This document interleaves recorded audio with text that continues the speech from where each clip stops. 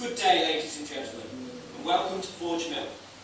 Please follow me, and I shall take you around my mill and show you how our world-class needles are made.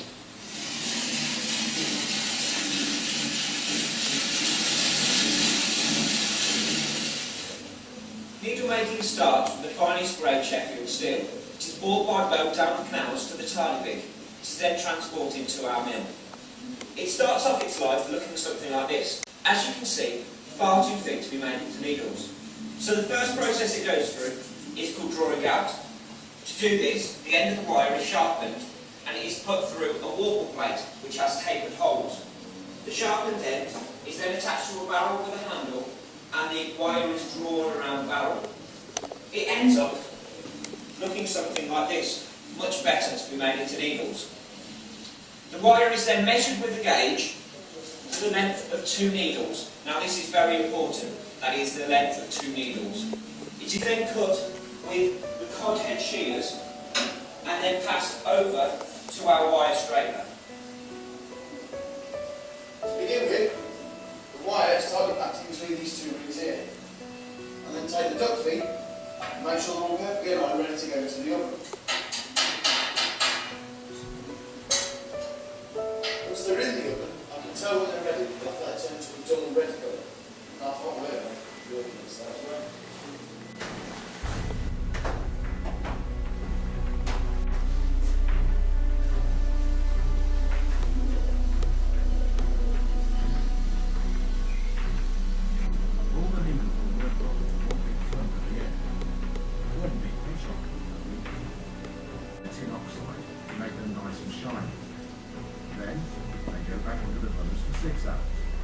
From the sawdust.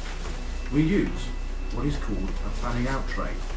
The needles and sawdust are tipped into the tray and then we toss the sawdust high out of the tray and blow at the same time. It takes some doing, I can tell you. And there you have it. We are left with nice, clean, shiny needles ready to get sent back to the factory where they came from. And then they go off for packing and get sent all around the world.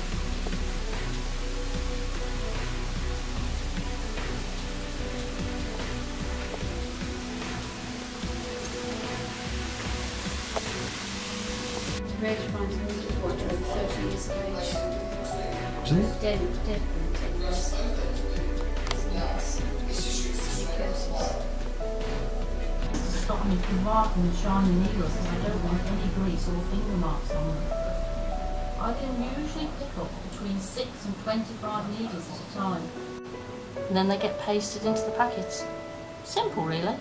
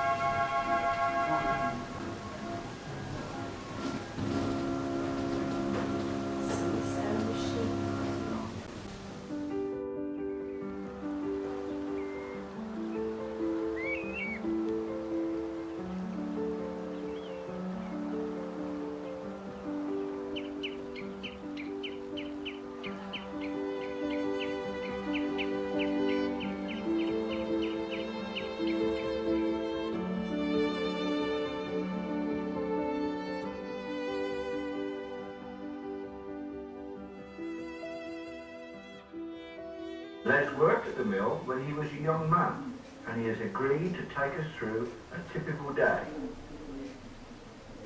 On arriving at the mill, his first job was to light a fire under the boiler to ensure a supply of hot, soapy water, then to start the machinery working.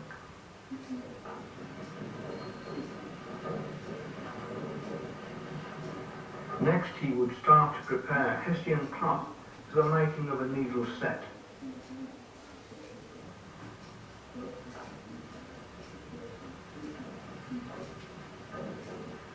End patches were placed in position to prevent the needles from spilling out during the scouring process. Finally, a piece of canvas was placed on top to stop the needles from sticking into the hessian.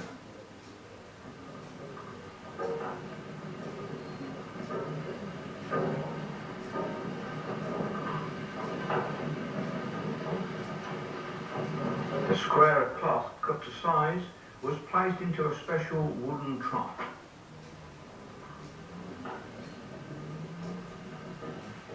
Needles to be scoured would arrive in packets from the manufacturers. Indicated on the packet would be the number of scours required.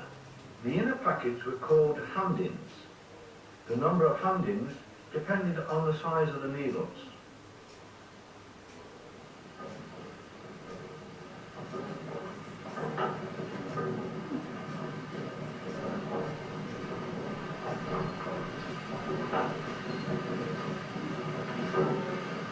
At this stage, the needles were in a blackened state and contained many imperfections. Soap suds were then poured over the needles to keep them lubricated.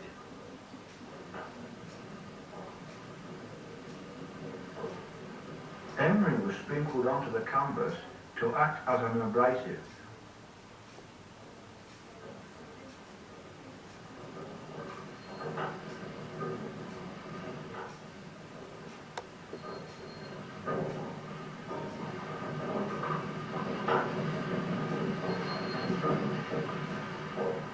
Needles were placed lengthwise into the set.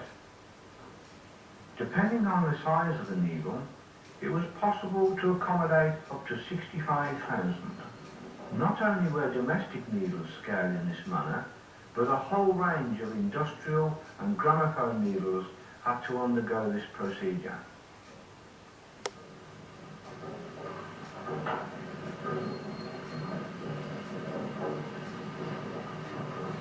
A further handful of emery powder was now added.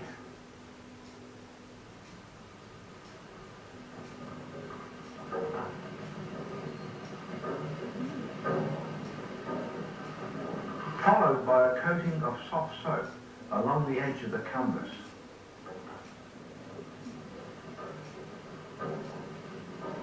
And finally, more soap suds completed the loading of the set.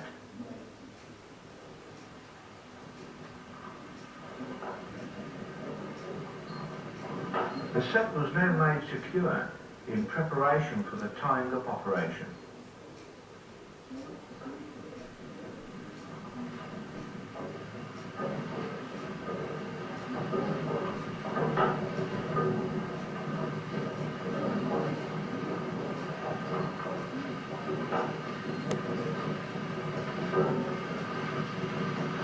Great care was taken to ensure that the ends are tied as tightly as possible.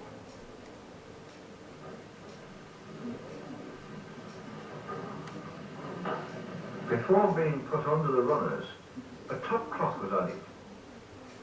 This was to protect the string underneath from being damaged during scouring.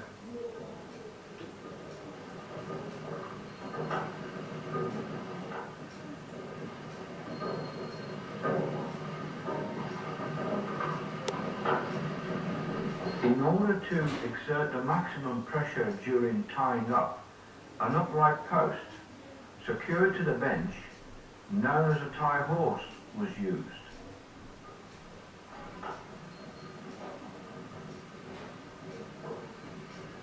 Again, particular attention was given to the ends of the set.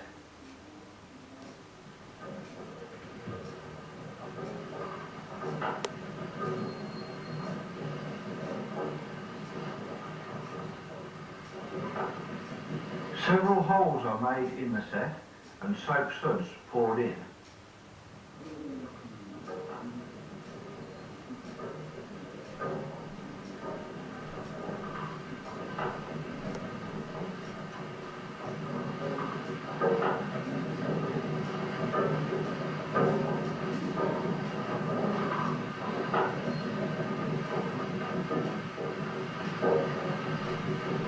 The set is now ready for scouring, which will remove all the manufacturing blemishes and grinding marks, leaving the needles bright and shining. Forge Mill, at the height of its production, had scaring shops on 2 floors, where it was possible to scare up to 3 million needles each week. The scaring process continued throughout the day.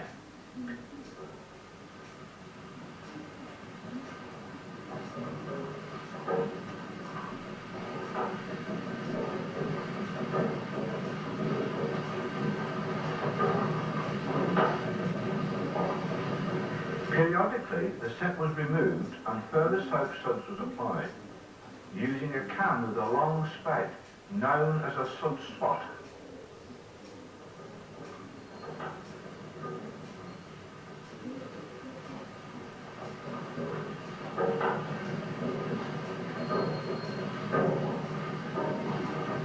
When the scaring had been completed, the set was untied, revealing polished but greasy needles.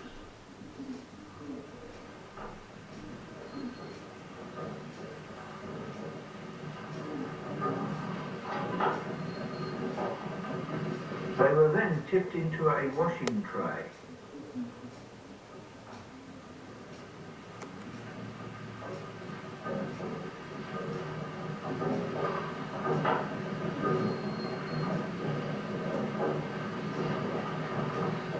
Great care was taken to remove all needles from the fabric.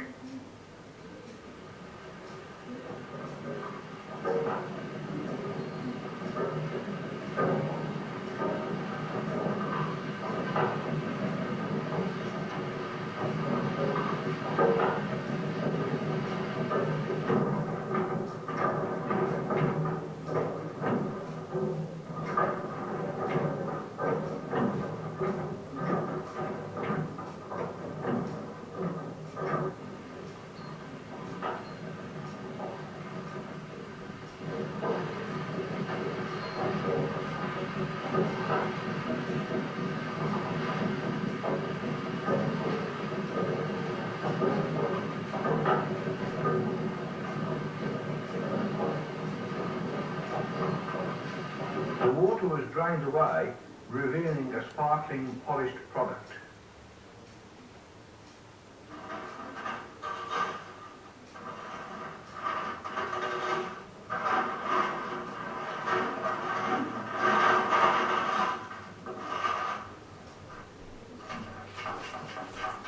The needles were placed into a tray, levelled and inspected.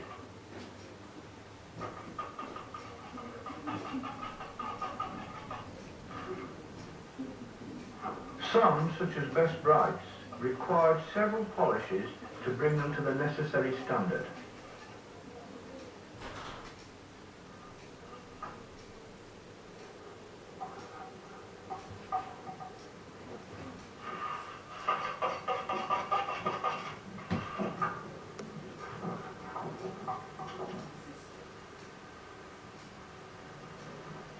When the needles were satisfactorily scoured, a mixture of putty powder and olive oil was prepared.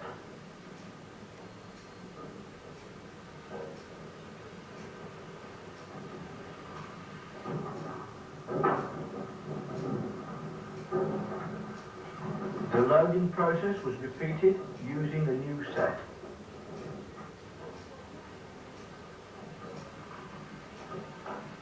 The prepared mixture was used to glaze or give a final polish to the needles.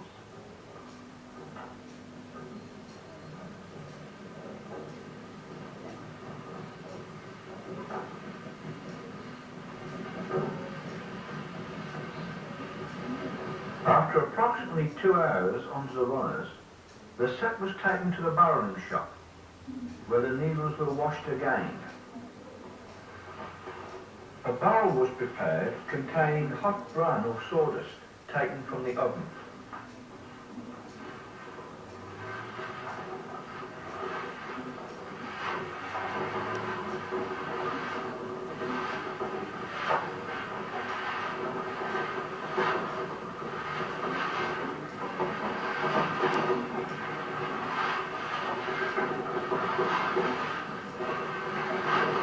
To complete the drying process, the burl was placed into a revolving drum. After 20 minutes, they were removed from the barrel, tipped into the fanning out tray, and the sawdust manually removed.